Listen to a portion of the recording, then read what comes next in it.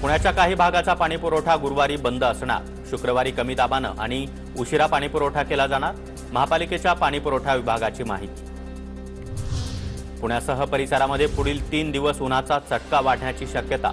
येत्या 2 ते 3 दिवसांमध्ये 3 ते 5 अंश सेल्सिअसनं तापमानात वाढ होण्याची शक्यता।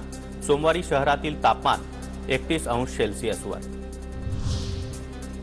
येत्या शुक्रवारी सादर होणार पुणे महापालिकेचं अंदाजपत्रक। आयुक्त विक्रम कुमार 2023-24 या आर्थिक वर्षाचं अंदाजपत्रक सादर करणार। दरम्यान सर्वसामान्य पुणेकरांना बजेटमधून काय मिळणार हे पाहणं देखील महत्त्वाचं। अष्टविनायक इन्व्हेस्टमेंटकडून पुण्यातील 200 जणांना 300 कोटींचा गंडा। संचालक सेल्वा कुमार नडार फेब्रुवारीपासून फरार। नडार विरोधामध्ये 26 जणांची तक्रार। दौंड तालुक्यातील कानगावातल्या एका पोल्ट्री फार्ममध्ये बिबट्याचं दर्शन। बिबट्या आढळल्यानं परिसरातील शेतकऱ्यांमध्ये भीतीचं वातावरण। बिबट्याला जेरबंद करण्याची मागणी। पुण्यातील राजीव गांधी प्राणी संग्रहालयाची कोरोनानंतर वर्षपूर्ती। वर्षभरामध्ये विक्रमी उत्पन्न। प्राणी संग्रहालयाला भेट देण्यासाठी वर्षभरात लहान मुलांसह आबालवृद्धांची मोठ्या प्रमाणात गर्दी।